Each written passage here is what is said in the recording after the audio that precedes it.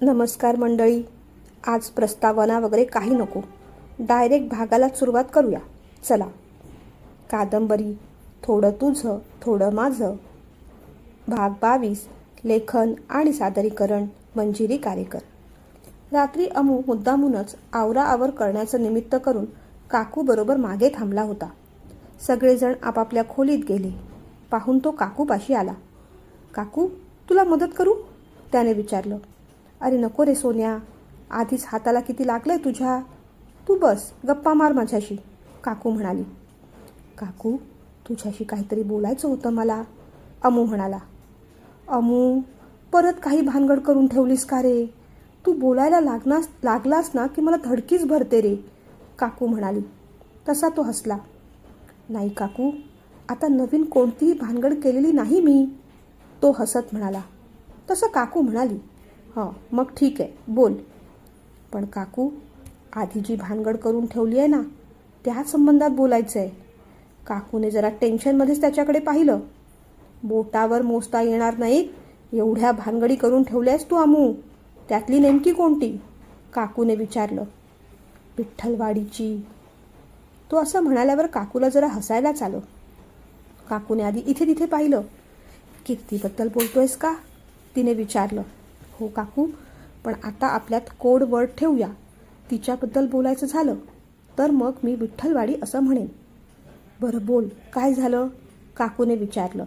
आता काही वेळापूर्वी ना तिचा फोन आला होता. बोलता बोलताच अमू लाजला. अय्या अमू, किती गोड लाजतोयस तू.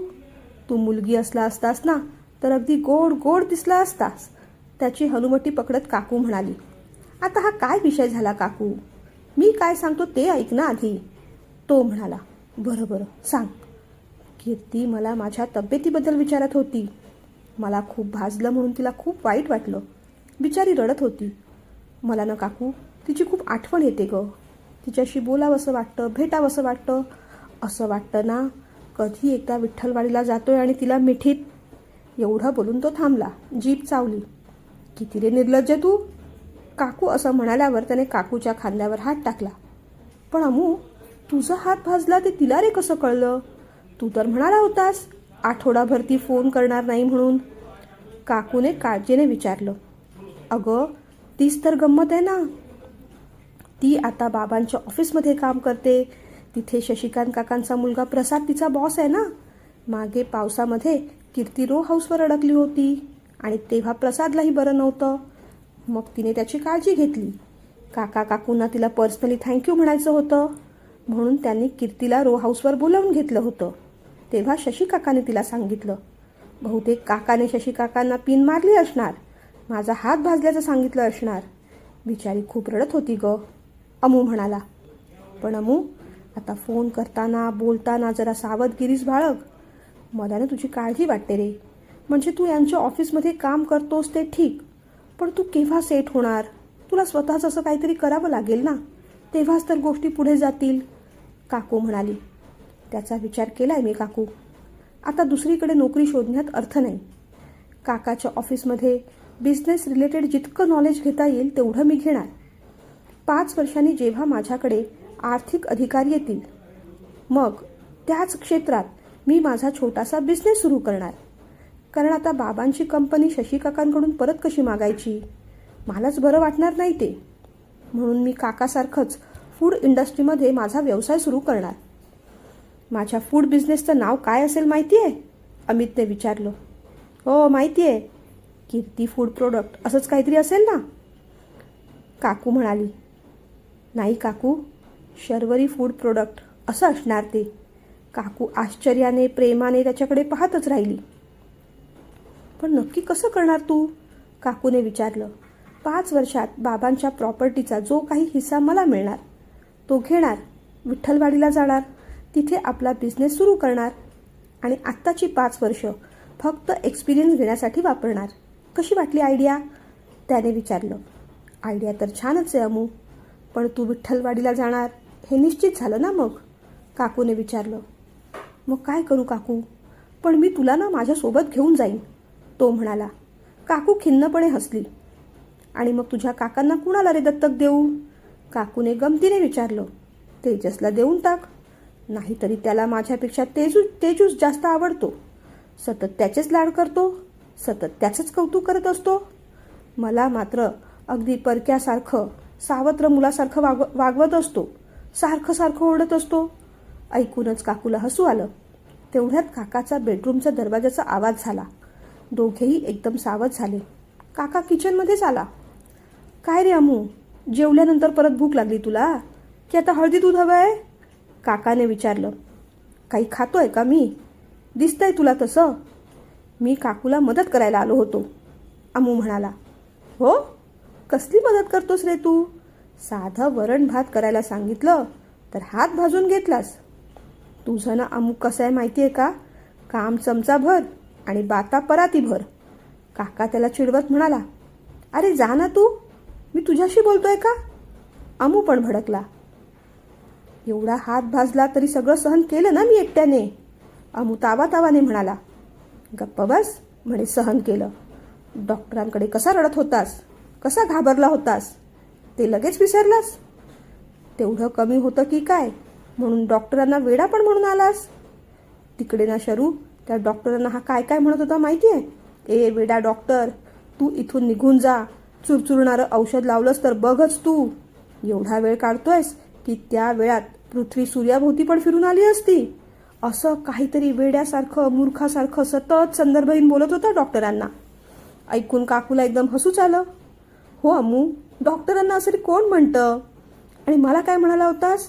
काकू, मी सगळं सहन केलं, अजिबात रडारड केली नाही. काय रे? काकूने विचारलं. कसलं काय ग? अगदी रडका चिडका आहे तो. म्हणे डॉक्टरांकडे काकूला घेऊन यायला हवं होतं. जरासुद्धा सहन करायची हिंमत नाही त्याच्यात. आणि गमजा तर मारेल बाजीरावाच्या. काका बोलत होता तसं अमूला राग येत होता. बघितलंस ना काकू कसा बोलतोय ते? त्याने काकूकडे तक्रार केली. जाऊ दे अमू, काय ठरलंय आपलं, लक्ष देऊ नकोस तू. अगं पण हा सारखाच असा त्रास देतो मला. ऑफिसमध्ये पण त्या अवनीसमोर काय काय बोलतो मला. माझा पण सेल्फ रिस्पेक्ट हर्ट होतो ना मग त्याने. आणि आता मी त्याला काही बोललोय का? तरी पण बघ कसा करतोय. अमित पण भडकला.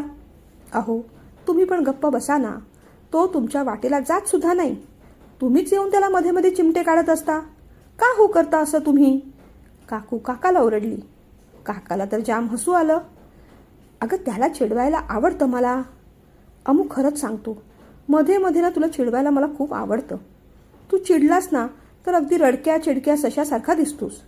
म्हणून तुला चिडवायला आवडतं, रडवायला आवडतं, काका म्हणाला. चांगली एंटरटेनमेंट शोधून काढली आहेस तू. पण लक्षात ठेव काका, जेव्हा मी तुला सोडून जाईन ना तेव्हा तुला खरंच खूप रडायला येईल. माझी आठवण काढून काढून रडशील तू.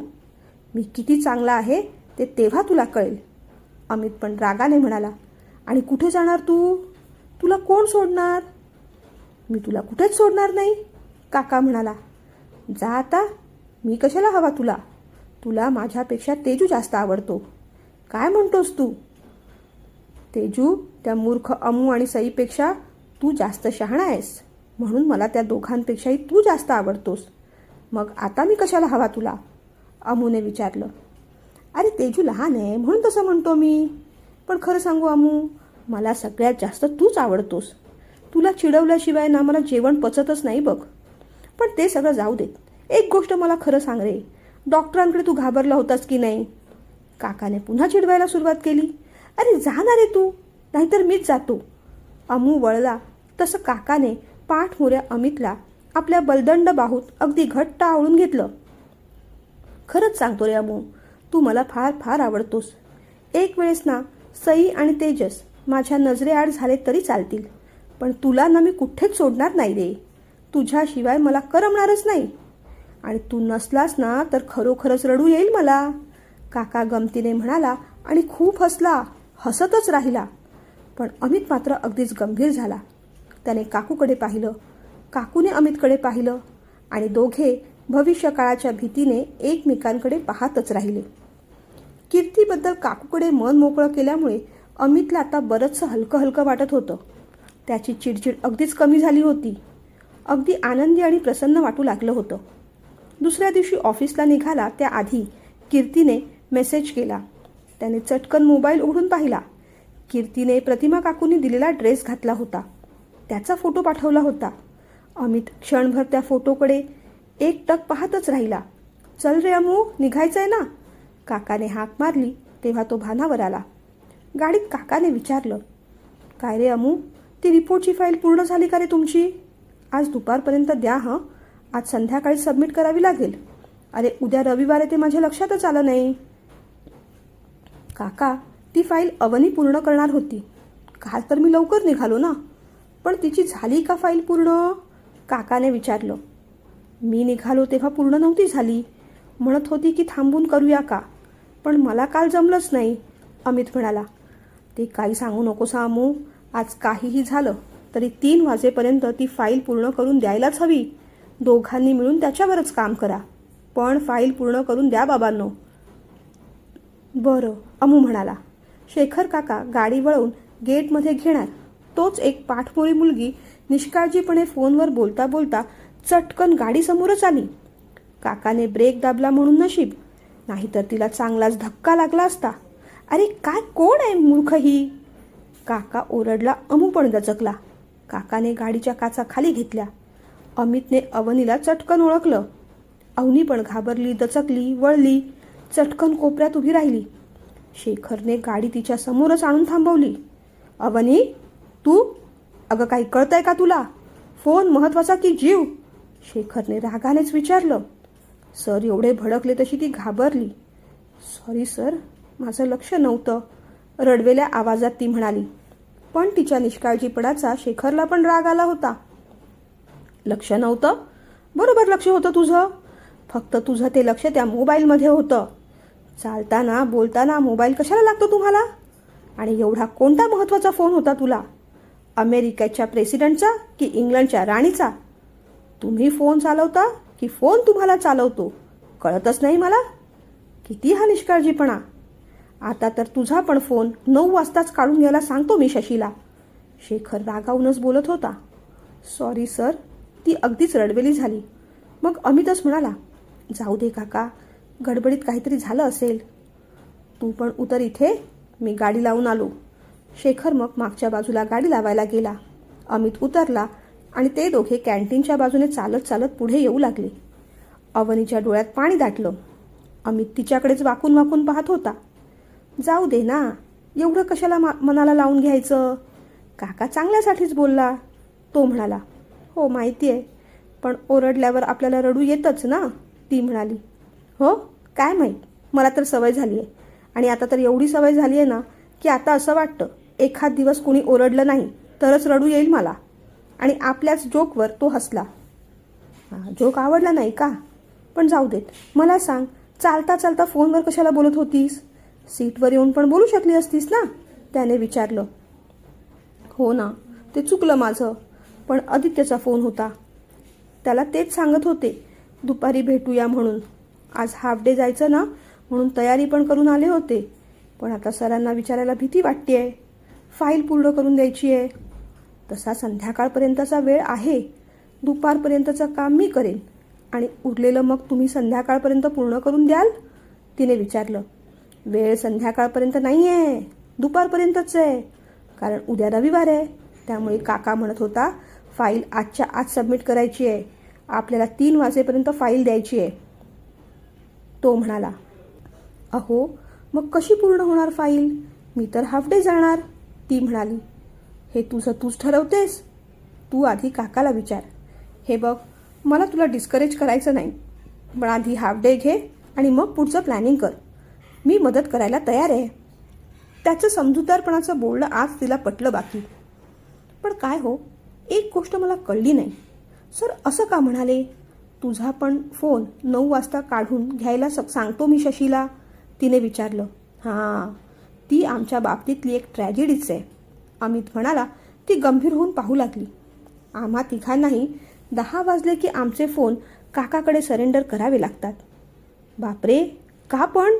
तिने विचारलं. हा आता जो तू मूर्खपणा केलास ना, कधी काळी अशाच प्रकारचा मूर्खपणा आम्ही तिघांनी पण केला होता. त्याची शिक्षा आहे ती, तो म्हणाला. ती जरा टेन्शनमध्ये चाली. ती कसला तरी विचार करत होती तेवढ्यात मग त्याचं लक्ष तिने घातलेल्या ड्रेसवर गेलं. आज हिने पण हाच ड्रेस घातलाय. तो चटकन बोलून गेला, तू पण हाच ड्रेस घातलास आज? तो काय बोलला तिला कळलंच नाही. मी पण हाच ड्रेस घातला म्हणजे? तिने गोंधळून विचारलं. अगं म्हणजे मी असं विचारलं, तू आज पण ड्रेसच घातलास का? त्याने शब्द फिरवले. मग काय, रोज मी साडी नेसते का? तिने जरा वैतागतच विचारलं.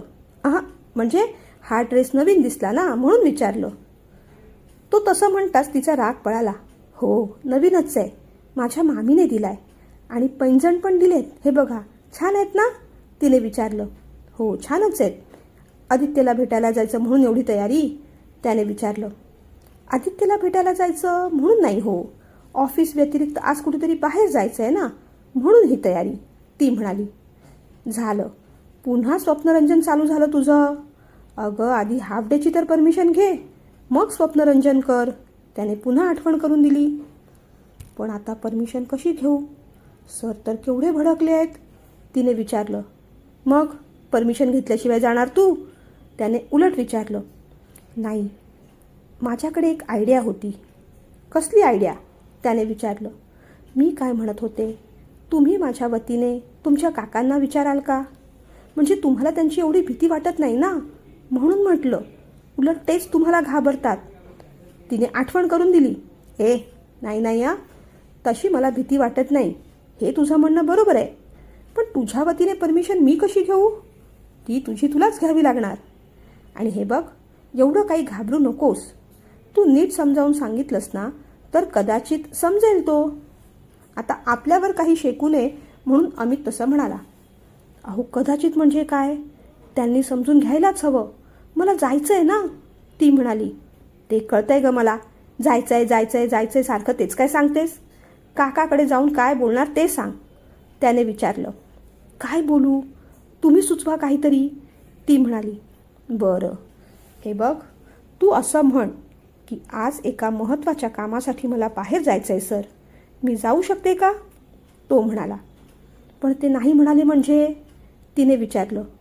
ते तर तो नाहीच म्हणणार आहे. तू पुन्हा रिक्वेस्ट कर. सर काम खूप महत्त्वाचं आहे असं सांग, आणि हेही सांग की मी बरंचसं काम पूर्ण केलं आहे आणि उरलेलं काम आता अमित करणार आहेत म्हणून. मग एवढा प्रॉब्लेम नाही येणार, तो म्हणाला. पण चालेल तसं? तुम्ही नक्की पूर्ण कराल ना माझं काम, तिने विचारलं. हो करेन, तो म्हणाला. पण तुमच्या पण हाताला लागलंय ना, कसं कराल, तिने काळजीने विचारलं. करेन ग कसं तरी, तुला काय करायचं आहे, तू माझी काळजी करू नकोस, तुला जेवढं सांगितलंय तेवढं कर तू, तो म्हणाला. नक्की ना, तिने विचारलं. हो अगदी नक्की, आता लगेचच जा, नाहीतर काका परत मीटिंगमध्ये बिझी झाला तर तुला बोलायला मिळणार नाही. ओके, ती पुढे जाणार तेवढ्यात त्याने पुन्हा तिला थांबवलं. अवनी थांब. आता काय झालं, तिने विचारलं. हे बघ, गेल्या हाफ डेचा विषय काढू नकोस. आधी ना खाली मी मोबाईलवर बोलत होते त्याबद्दल सॉरी असं म्हण. पुन्हा असं होणार नाही असंही म्हण, म्हणजे त्याचा राग ओसरेल, तो तुझं कौतुक करेल. आणि मग हळूहळू हाफ डेचा विषय काढ. त्याने भारी आयडिया देऊन टाकली. चालेल, आता जाऊ, तिने विचारलं. All the best. ती मग शेखरच्या केबिनकडे गेली. तेजस कॉलेज कॅम्पसमध्ये शिरला. तन्वी त्याची वाटच पाहत होती. हाय तेजस, ती म्हणाली. हॅलो तन्वी, त्याने पण छान हसून रिस्पॉन्स दिला. मी तुझीच वाट पाहत होते. मला सांग, काल काय काय झालं? तुला आमचं ऑफिस कसं वाटलं? आणि तुझे काका काय म्हणाले? तू पुढच्या शनिवारपासून ऑफिस जॉईन करणार ना, तिने विचारलं. आणि हे बघ तेजस, लेक्चर सुरू व्हायला अजून 10-15 मिनिटं आहेत. चल कॅन्टीनमध्ये कॉफी घेऊया, असं म्हणत तिने हात पकडला. हो जाऊया, पण आधी तू माझा हात सोड, तो सहजतेने म्हणाला. का रे, माझ्यावर रागावलास की काय, तिने विचारलं. नाही तन्वी, पण सतत असं कोणी माझा हात पकडलेला मला आवडत नाही, कम्फर्टेबल वाटत नाही, तो म्हणाला. का रे, काका ओरडले का तुला, तिने काळजीने विचारलं. हो ते तर ओरडलेच, त्यानंतर समजावून सुद्धा सांगितलं. काही गोष्टी मला पटल्या. तुझ्यासाठी फ्रेंड्सबरोबर चिल करणं, एन्जॉय करणं, हात पकडणं, गळ्यात हात घालणं खरंच खूप नॉर्मल गोष्ट आहे. त्या गोष्टींना मला जज पण करायचं नाही. पण मी ज्या वातावरणात वाढलो ना, तिथे या सगळ्या गोष्टी मला खूप ऑकवर्ड करून जातात. हे बघ, सहजतेने रस्ता क्रॉस करताना आपण हात धरतो, आधारासाठी म्हणून हात धरतो, त्यात काही गैर किंवा चुकीचं नाही. पण सतत ही फिजिकल प्रॉक्सिमिटी ना मला आवडत नाही. तू माझी मैत्रीण आहेस, माझ्याशी गोष्टी शेअर करण्याचा तुला अधिकार आहे, पण मला काय आवडतं काय नाही हे सांगण्याचा सुद्धा मला हक्क आहेच ना, बरोबर ना? त्याने विचारलं. म्हणजे तेजस, मी तुला आवडत नाही का? तिने विचारलं. असं नाही तन्वी, आपण एखाद्याला हात धरू दिला म्हणजेच आपण एखाद्याला आवडतो असं असतं का? अगं, आपलं कुणाला आवडणं हे आपल्या वागण्यावर अवलंबून असतं. तुला जसं कम्फर्टेबल वाटतं तसं तू वाग, पण ते तसं स्वातंत्र्य माझ्याकडे पण आहे.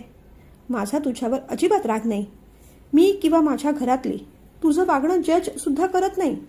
ज्या एन्व्हायरमेंटमध्ये तू वाढली आहेस ते वागणं, त्यात ते वागणं नॉर्मल असू शकतं, पण आमच्या घरी पद्धती वेगळ्या आहेत. मुख्य म्हणजे मी आमच्या घरातल्या पद्धतींबरोबर जास्त कम्फर्टेबल आहे. बस एवढाच काय तो फरक आहे. हे बघ, शनिवारी मी ऑफिसला येणारच आहे, तू पण येत जा. तो म्हणाला तशी ती हसली. बरं, आज माझ्या काकूने डब्यात फ्रँकी दिली आहे, तुझ्यासाठी पण दिली आहे. आज तू बाहेरचं काही मागवू नकोस हां. तो तसं म्हणाल्यावर ती हसली. दोघेही कॅन्टीनमध्ये गेले, कॉफी घेतली आणि मग वर्गात आले. लंचमध्ये नेहमीप्रमाणे दोघांनी सेकंड इयरच्या मुलांची प्रॅक्टिस घेतली. वर्गात जाऊन बसले. निघताना तेजसने विचारलं, तन्वी, आज मी तुला जे काही बोललो त्याचा राग आला नाही ना? रागवू नकोस हां प्लीज. मी माझ्या मनातली गोष्ट तुला सांगितली. ज्या गोष्टींमध्ये मी कम्फर्टेबल नाही त्या गोष्टींबद्दल मोकळेपणाने बोललो. राग नाही ना आला? त्याने पुन्हा विचारलं. नाही, राग असा नाही आला. सुरुवातीला वाईट वाटलं होतं, पण तू एक्सप्लेन केलंस ना तेव्हा मग ओके वाटलं. बरं, तुझ्या काकूला खूप थँक्यू सांग. फ्रँकी खरंच ऑसम होती. बाय. ती निघून गेली. आज तेजसला पण खूप छान आणि हलकं वाटलं. तिच्या कोणत्याही वागण्याचं दडपण त्याने आज घेतलं नाही. काकाचं म्हणणं पटलं. एकमेकांची स्पेस जपूनच नातं फुलवायचं असतं, नाहीतर ते नातं ओझं वाटू लागतं. त्याने पण मग बाईक काढली. घरी आला. आज जे घडलं, तो जे तन्वीला बोलला, समजावलं, ते सगळं काकूला सांगायचं होतं आणि हिंमत झाली तर संध्याकाळी काकांना पण. सई, परवा आपल्याला 2च लेक्चर्स आहेत. परवा कुठेतरी फिरायला जाऊया? क्षितिजने विचारलं. जाऊया रे, पण विनीता आता आपल्यासोबत येणार नाही असं म्हणतेय, सई म्हणाली. आता ती आपल्यासोबत नकोच. ती कशाला कबाबमध्ये हट्टी पाहिजे? क्षितिज म्हणाला. अरे पण आपल्या दोघांना असंच कोणी पाहिलं तर घरी उगीच डाऊट येईल ना, ती म्हणाली. हे बघ सई, घरी कधी ना कधी कळणारच आहे. माझ्या घरी तर माहितीच आहे, आणि आता तुझ्याही घरी कळायला हवं. धबधब्याखाली उभं राहायचं आणि पाणी अंगावर पडायला नको असं म्हणायचं. असं कसं होणार ग? क्षितिज म्हणाला. ते सगळं ठीक रे, पण आत्ताच घरी कळलं ना तर बाबा कसे रिॲक्ट होतील सांगता येत नाही, ती म्हणाली. खरं सांगू सई, तुझ्या बाबांपेक्षा मला तुझ्या दादाची फार भीती वाटते. कसला दणकट हात आहे त्याचा. आवाज पण अगदी तुझ्या बाबांसारखाच आहे आणि दिसतो पण साधारण तसाच, क्षितिज म्हणाला. हो ना, आणि प्रेमाच्या लग्नाच्या बाबतीत विचारसुद्धा तसेच बुरसटलेले आहेत त्याचे. उगीच त्याने आपल्याला असं पाहिलं ना तर पुन्हा तुझ्याशी मारामारी करेल. त्याचा काही भरोसा नाही. राग तर त्याच्या नाकावर असतो. अरे नाकावरच नाही, हातावर, पायावर, डोक्यावर, पोटावर, सगळीकडे फक्त रागच असतो. मी तर म्हणते त्याला राग येतच नाही, रागालाच तो येतो. ते ऐकून क्षितिजला पण हसू आलं. अरे हो क्षितिज, खरंच सांगते, राग आला तर माझ्या बाबांना पण तो घाबरत नाही. त्यांना सुद्धा काहीही बोलतो रे. नंतर बाबांचा ओरडा खाईल, पण त्यावेळेस तो कुणाचं काही ऐकणार नाही. बाबांना पण धमकी देतो, त्यांना पण ओरडतो. कधी कधी बाबांपेक्षा मला त्याचीच जास्त भीती वाटते, सई म्हणाली. अगं पण तो आपल्याला कसं पाहिल? तो ऑफिसमध्ये असणार नाही का? आपलं कॉलेज दुपारचं आहे, एवढी रिस्क मला वाटत नाही, क्षितिज म्हणाला. ते तुझं म्हणणं बरोबर आहे, पण मग कुठे जाऊया? सईने विचारलं. ते निरंतर हॉस्पिटलच्या मागे एक मॉल आहे बघ, तिथे जाऊया. तुला खरेदी करायची होती ना, मग तिथून खरेदी करूया. माझ्याकडून मी तुला गिफ्ट देतो, तो म्हणाला. नको रे क्षितिज, तुझ्याकडून इतक्या लवकर गिफ्ट्स नको आहेत मला. तू आधी जॉबला लाग, मग घेईन तुझ्याकडून गिफ्ट्स, सई म्हणाली. असं काय म्हणते सई? अगं पार्ट टाईम फायनान्सची कामं करून पैसे मिळवतो ना मी. तुला गिफ्ट घेऊन देऊ शकेन एवढं तरी इन्कम निश्चितच आहे माझं. तो म्हणाला. अरे पण घरी काय सांगू? तिने विचारलं. घरी कशाला काय सांगायला हवं? तुझे सगळे कपडे आई बाबा चेक करत राहतात की काय? त्याने विचारलं. बाबांच्या लक्षात येईल रे, आणि आलं नाही तरी माझ्या मनात ती धाकधूक राहणारच. अगं सांग ना, विनिताबरोबर शॉपिंगला गेले होते म्हणून. तेवढे पैसे तुझ्याकडे निश्चितच असणार. एवढं कोणी विचारणार नाही, आणि परवाचं परवा पाहू. चल आता सध्या तुला तुझ्या घरी सोडतो, मग माझ्या घरी जातो. हो बाय, टेक केअर म्हणत सई उतरली. क्षितिजने ऑटो त्याच्या घराकडे वळवली. अवनीने दरवाजा नॉक केला. सर, आत येऊ का? तिने विचारलं. हां ये. काय झालं आता? शेखरने विचारलं. थोडं बोलायचं होतं सर, ती म्हणाली. बोल मग, शेखर म्हणाला. सॉरी सर, मगाशी निष्काळजीपणानेच फोनवर बोलता बोलता मी चालत होते. खरंच माझी चुकी झाली. पुन्हा असं होणार नाही, ती म्हणाली. हां, मी पण आज जरा तुझ्यावर जास्तच रागावलो. पण हे बघ अवनी, असा निष्काळजीपणा बरा नाही ग. मुळात निष्काळजीपणा मला आवडतच नाही. मग तो कामात असो, वागण्यात असो किंवा आयुष्यात. पुन्हा असं व्हायला नको हां, शेखर म्हणाला. नाही होणार सर, ती म्हणाली. बरं ये तू आता. मला सांग, फाईल पूर्ण झाली का ग? 3 वाजेपर्यंत पूर्ण करून द्यायची आहे ती, शेखरने विचारलं. सर, थोडी पूर्ण करायची बाकी अजून, ती म्हणाली. अगं मग जा लवकर, पूर्ण कर. माझ्याशी बोलत का बसलीस? लंच नंतर लगेच आणून द्या ती, तो म्हणाला. पण मला जरा हाफ डे विषयी बोलायचं होतं, ती असं म्हणताच त्याने चमकून तिच्याकडे पाहिलं. कुणाच्या हाफ डे विषयी? शेखरने विचारलं. सर माझ्याच. मला हाफ डे जायचं होतं, ती म्हणाली. का? आता कोणती इमर्जन्सी आली? शेखरने विचारलं. इमर्जन्सी नाही सर, पण एक महत्त्वाचं काम होतं, ती म्हणाली. घरी काही प्रॉब्लेम आहे का? शेखरने आधी काळजीने विचारलं. नाही सर, मला बाहेर जायचं होतं, फ्रेंडला भेटायचं होतं, भीत भीत तिने खरं सांगून टाकलं. त्यासाठी काम सोडून हाफ डे हवा तुला? त्याने विचारलं. सर, तशी फाईल पूर्ण झाली आहे. थोडं उरलेलं काम अमित करतील असं म्हणाले ते, ती म्हणाली. तू एक काम कर, आधी ती फाईल माझ्यासमोर आणून ठेव. सोबत अमितला पण बोलवलंय म्हणून सांग. आधी मला त्या फाईलचं स्टेटस चेक करू दे, मग ठरवतो तुला हाफ डे द्यायचा आहे की नाही. ऐकूनच अवनीला टेन्शन येऊ लागलं. पण मला जायचं आहे सर, अगदी हळू आवाजात ती म्हणाली. काय म्हणालीस? त्याने विचारलं. फाईल आणते असं म्हणाले, ती म्हणाली. ती तर आणायचीच आहे, त्यात म्हणायचं काय? जा लवकर फाईल घेऊन ये, आणि अमूला पण बोलावलं म्हणून सांग. ती बाहेर पडली. अमितकडे येऊन उभी राहिली. मिळाला हाफ डे? त्याने विचारलं. अजून नाही हो, थोड्या वेळाने सांगेन असं म्हणाले सर, ती म्हणाली. तसं त्याला हसू आलं. आता थोड्या वेळाने कधी? हाफ डे देणार की नाही ते हाफ डे नंतर सांगणार की काय काका? हसत हसत तो म्हणाला. अहो मस्करी काय करताय तुम्ही? एक तर मला टेन्शन येऊ लागलंय. आदित्यला सांगितलंय की बरोबर 1:30 वाजता गोकुळ हॉटेलमध्ये भेट. त्याला आता नाही कसं म्हणू, तिने विचारलं. गोकुळ हॉटेल बरंच आवडलेलं दिसतंय तुला, त्याने विचारलं. आता या प्रश्नाचा इथे काय संदर्भ होता? बरं जाऊ देत, सरांनी तुम्हाला आणि फाईलला आत बोलवलंय, ती म्हणाली. तसं त्याला आणखीनच हसू आलं. मग तर फाईल जाईल चालत चालत, मी येतो मागाहून, तो म्हणाला. शी बाबा, मी पण काय वेड्यासारखं बोलतेय. तुमच्याबरोबर राहून ना मी पण संदर्भहीन आणि अर्थहीन बोलायला लागले आता. चला हो तुम्ही पुढे, मी फाईल घेऊन आले. दोघेही मग फाईल घेऊन शेखरच्या केबिनमध्ये आले. अवनीने फाईल समोर ठेवली. शेखरने फाईल उघडून पाहिली. अजून यात बराचसा डेटा भरायचा बाकी आहे, कधी पूर्ण होणार? त्याने शांततेतच विचारलं. कालपर्यंत बराचसा डेटा मी पूर्ण केला होता सर, अवनी म्हणाली. माझ्या प्रश्नाचं उत्तर हे आहे का? शेखरने विचारलं. अरे काका, आज 3 वाजेपर्यंत मी देतो करून, अमित म्हणाला. तुझ्या हाताने जमेल तुला? शेखरने काळजीने विचारलं. हां, करेन मॅनेज मी, तो म्हणाला. म्हणजे स्मूथली जमणार नाहीच ना तुला? तू कसं बसं मॅनेज करणार? त्या हाताला उगीचच आणखीन त्रास देणार. का तर अवनीला हाफ डे जायचं आहे. आणि अवनीला हाफ डे जायचं कारण काय तर तिला बाहेर फिरायला जायचं आहे.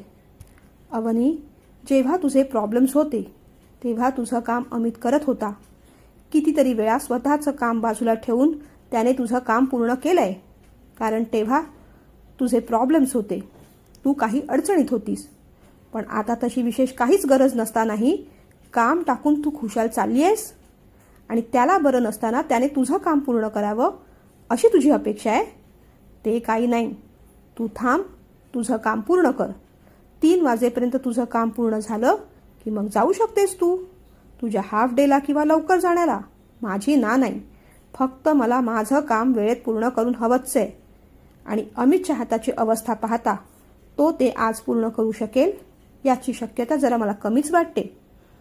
आणि जरी त्याने जोर लावून काम करायचा प्रयत्न केला तरी त्याच्या हातावर स्ट्रेस येणारच. सध्या तरी तुला हाफ डे मिळू शकत नाही. आणि अवनी, तुला तरी पटतंय का गं? त्याला बरं नसताना त्याने तुझं काम का पूर्ण करून द्यावं?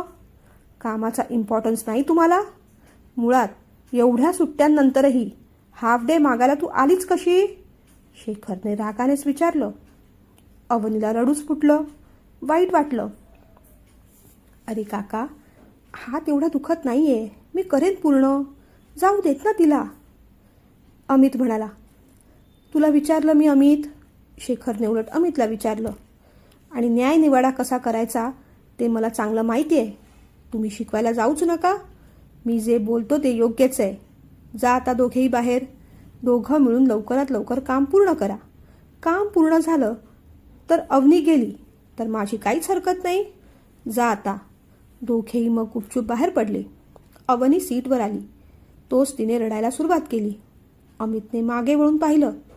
रडून काय होणार आहे आता? रडण्यामध्ये सगळी एनर्जी आणि वेळ वाया घालवू नकोस. चल पटपट काम करूया. काम लवकर झालं तर तुला जाता येईल ना, तो म्हणाला. पण सर किती ओरडले मला. फार वाईट वाटलं. सकाळी मोबाईलवरून आता फाईलवरून, ती म्हणाली. मग काय झालं त्यात? आपण जॉब करतो. कामात थोडी गडबड झाली, दिरंगाई झाली आणि आपल्याला आपलं काम काढून घ्यायचं असेल तर कधी कधी ओरडा खावा लागतो. ते सगळं विसरून जा. तुला आदित्यला भेटायचं की नाही? त्याने विचारलं. अवनीच्या बाबतीतली त्याची चिडचिड आता थांबली होती. काकूचं बोलणं त्याच्या मनावर अगदी कोरलं गेलं होतं. नात्यांमध्ये इनसिक्युरिटी यायलाच नको. मग ते नातं मैत्रीचं असेल किंवा प्रेमाचं. आज तो तिच्यासाठी धडपडत होता. तिला आदित्यला भेटता यावं म्हणून त्याची धडपड चालू होती. अगं चल. आणि हे बघ, काका आपल्याकडेच बघतोय. तो परत बाहेर येऊन तुला ओरडावं असं तुला वाटतंय का? तर मग बस रडत. त्याने समजावलं तसे तिने डोळे पुसले. फाईल ओपन केली. हे बघ, मी डिक्टेट करतो, तू टाईप कर. जितकं होईल काम तेवढं पूर्ण करूया. बाकीचं मी करतो हँडल. डोंट वरी. 90% जरी फाईल पूर्ण झाली ना तर तू बिंदास जाऊ शकतेस, तो म्हणाला. खरंच जाऊ शकते? तिने विचारलं. हो, मग मी सांगेन काकाला उरलेली फाईल मी पूर्ण करून देतो म्हणून. मग तर झालं. चल आता पटपट कामाला लागूया. तिने कामाला सुरुवात केली. पण आज शेखर सर ज्या पद्धतीने तिला ओरडले होते ते तिला अजिबातच आवडलं नव्हतं. तिला सारखं सारखं रडू येत होतं. आता काय झालं, परत रडतेस तू? अमितने विचारलं. अहो खरं सांगू का, माझ्याशी अशा पद्धतीने कधीच कुणी बोललेलं नव्हतं. माझ्या घरीसुद्धा मला कुणीच ओरडत नाही. आई नाही, मामा नाही की मामी नाही. प्रसाद दादा कधी मला ओरडला तर मामा त्यालाच उलट ओरडतो. आज मला फार वाईट वाटते. असं कुणी माझ्यावर ओरडलेलं मला आवडतच नाही. ती रडत रडत बोलत होती. ओरडलेलं तसं कधीच कुणाला आवडत नाही. त्यात नवीन काय सांगतेस? पण कधीतरी ओरडा खावाच लागतो, सहन करावाच लागतो, पचवावा लागतो. खरं तर चुकी तुझ्या आई आणि मामांचीच आहे. त्यांनी तुला लहानपणापासून ओरडा खायची सवयच लावली नाही म्हणून तू अशी झाली आहेस. तो तसं म्हणाला तसं तिने रागाने पाहिलं. ओरडा खावा असं मी कधी वागतच नाही, ती म्हणाली. हो, मग आज काका कसा ओरडला तुला? त्याने विचारलं. त्यांचा मूड चांगला नसेल. मला सांगा, माझ्या कामात मी जबाबदार नाही का? कालसुद्धा किती वेळ थांबून मी काम करत होते. तुमच्या हाताला लागलं नसतं तर फाईल कधीच पूर्ण झाली असती. पण आता तुम्ही काय करणार? तुम्हालाही लागलंय, तुम्हालाही त्रास होतोय. तेही कळतंय मला. पण खरं सांगू का, आता आदित्यला भेटले नाही ना, तर मग पुन्हा कधी भेट होईल काय माहीत. तो पुन्हा विश्रांतवाडीला निघून जाणार. मला भेटायचंय हो त्याला. ती म्हणाली, हो हो तू भेटणारच आहेस, पण आता सगळे विचार काढून टाक, कामावर फोकस कर. त्याने समजावलं. पण मी खरं सांगू का, आज मला फार इन्सल्ट झाल्यासारखं वाटलं. सर माझ्याशी असं कधीच बोलत नाहीत. आज सर जे काही बोलले ते मला सहनच होत नाहीये. आणि सर तुमच्यासमोर ओरडले. तुम्ही माझ्याबद्दल काय विचार करत असाल आता? मला ना असं वाटू लागलंय की हा जॉबच सोडून द्यावा. ती असं बोलताच अमितने तिच्याकडे आश्चर्याने पाहिलं. अगं, जॉब सोडण्या इतपत मोठी गोष्ट झालेली नाही. उलट काका तर तुला काहीच ओरडलेला नाही. मला तर तो किती ओरडतो. ते तू कधी पाहिलेलं नाहीस, ऐकलेलं नाहीस, म्हणून तुला असं वाटतंय. जर तू ऐकलं असतंस, तुला कळलं असतं काका माझ्यावर किती चिडतो ते, किती रागावतो ते, मला काय काय बोलतो ते, तर त्या रेशोने मी तर जीव द्यायला पाहिजे होता. पण मी एवढं मनावर घेतच नाही. या कानाने ऐकायचं, त्या कानाने सोडून द्यायचं. मोठ्या माणसांचं कामच असतं ते. मोठी माणसं ओरडतातच, त्यात काय एवढं. आणि हे बघ, मला तुझ्याबद्दल काहीही वाटलेलं नाही अवनी. आता आपण फ्रेंड्स आहोत की नाही. काका तुला ओरडला तेव्हा मला वाईटच वाटलं. त्याने समजावलं. अहो तसं नाही. आमच्या घरातली कोणतीच मोठी माणसं मला कधीच ओरडत नाही. मी नाही करणार इथे जॉब. मला सोडून द्यायचा आहे हा जॉब. मी मामाला सांगणार आहे तसं. ऐकूनच तो जरा घाबरला. हे बघ अवनी, सध्या तू रागात आहेस म्हणून तसं बोलतेस. शांत झालीस की तुझे विचार बदलतील. आणि सध्या ते सगळं जाऊ देत, कामावर फोकस कर. तुला जायचं आहे ना. मग तिने डोळे पुसले, जमेल तेवढा डेटा भरला. लंचच्या आधी दोघेही पुन्हा शेखरच्या केबिनमध्ये गेले. काय झाली का फाईल पूर्ण? शेखरने विचारलं. तिने अमितकडे पाहिलं. अरे काका, 90% फाईल पूर्ण झालेलीच आहे. उरलेली मी करतो, जाऊ दे ना तिला. शेखरने रागानेच अवनीकडे पाहिलं. क्षणभर नजर तशीच रोखली. शेखरने पाहिल्या पाहिल्या तिच्या डोळ्यात अश्रू दाटले. ठीक आहे, मला काय. हाफ डेचं ॲप्लिकेशन दे आणि जा. अवनी मग तिकडे थांबलीच नाही. सीटवर आली, आपलं सामान भरलं. अमित पण तिच्या मागे आला. जाऊ देत हां, काही गोष्टी मनावर घेऊ नकोस. तुला हाफ डे मिळाला ना, तो मस्त एन्जॉय कर. आदित्यला हाय सांग माझ्याकडून. तो म्हणाला. अमित, तुम्हाला खूप थँक्यू. आज मी तुमच्यामुळे निघू शकले. पण खरं सांगू का अमित, आज मी खरंच खूप दुखावले आहे. मी खरंच सोमवारपासून नाही येणार आहे. सोमवारी आधी मामा शेखर सरांशी बोलेल आणि मग मी माझं रेजिग्नेशन मामाकडेच पाठवून देईन. ती म्हणाली. तो जरा पुन्हा घाबरतच तिच्याकडे पाहू लागला. अगं असा वेड्यासारखा विचार काय करतेस तू? मला सांग अवनी, तू खरंच येणार नाही का गं? त्याने भीत भीत विचारलं. हो अमित, खरंच सांगते, मी नाही येणार. मला नाही करायचं इथे जॉब. तसंही आदित्य म्हणतच होता. आता विश्रांतवाडीला सुद्धा त्याच्या कंपनीमध्ये बऱ्याच जॉब ओपनिंग्स झाल्या आहेत. तिथे जॉब मिळाला तर मी पुन्हा तिथे जाईन. आईची तशी मला चिंता नाही. मामा मामी इथे आहेतच. काही वर्ष मी तिथे जॉब करीन. मग पाहू पुढे काय करायचं ते. ती पुढचं प्लॅनिंग सांगू लागली. मला माहिती आहे अमित, तुम्ही म्हणाल दुसरीकडे पण असंच असतं. असेलही कदाचित. पण असं कुणी ओरडलेलं मला सहन होत नाही हो. त्रास होतो मला. फार भीती वाटते. मला अगदी माझ्या बाबांची आठवण येते. ते माझ्यावर आणि आईवर असेच ओरडायचे. मला माझे बाबा कधीच आवडले नाही आवडत ते मला. रागाच्या दुःखाच्या आवेगात ती बरंच काही बोलून गेली. पण अमित, ऑफिस जॉईन झाल्यापासून मला तुमची खूप मदत झाली आहे. तुमच्यासोबत मी खूप छान क्षण घालवले. आपण कधी भांडलो, कधी रागावलो, कधी मजा केली, कधी एकमेकांबरोबर डब्यापासून सुखदुःखापर्यंत सगळं शेअर केलं. त्या सगळ्यासाठीच थँक्यू. मी दुसरीकडे जरी गेले ना तरी तुम्हाला मिस करेन. कदाचित तुमच्या संदर्भहीन बोलण्याचा संदर्भ मला तेव्हाच लागेल. म्हणत ती किंचितशी हसली. बरं, बाय. येऊ मी. ती निघून गेली. तो तिच्याकडे पाहत राहिला. सेम टू सेम ड्रेस घालणाऱ्या कीर्तीचा हसरा चेहरा त्याच्या समोर आला आणि अवनीचा नाराज दुःखी चेहरा चक्षुपटलावरून दूर दूर जाऊ लागला. त्याने फाईल घेतली. क्षणभर तो बसून राहिला. अवनी आता काय बोलून गेली? खरंच सोमवारपासून ही येणार नाही का? काका पण उगीच चिडतो. सगळ्यांना रागावलेलं झेपत नाही. एखादी व्यक्ती पटकन हर्ट होऊ शकते.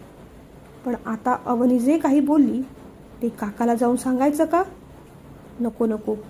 मग काका कदाचित तिला फोन करेल आणि तिचा बिचारीचा हाफ डे स्पॉईल होऊन जाईल. बघू, ती म्हणाली आहे ना, तिचे मामाच काय ते काकाशी बोलून घेतील. पण सोमवारपासून अवनी नसेल. मग आपण सोमवारपासून डबा कुणाबरोबर शेअर करायचा? कुणाशी गप्पा मारायच्या? कुणावर चिडायचं? कुणावर रागवायचं? विचार करूनच त्याला वाईट वाटू लागलं. त्याने मागे वळून पाहिलं. रिकामी खुर्ची त्याला अधिकच भकास दिसू लागली आणि त्या खुर्चीसारखीच मैत्रीची पोकळी त्याच्या मनातसुद्धा त्याला जाणवू लागली. मंडळी, नागमोडी वळण घेत कथा पुढे जाणारच आहे. ती कशी वाटते कळवत राहा. सबस्क्राईब केलं नसेल तर सबस्क्राईब करा. उद्या भेटूच.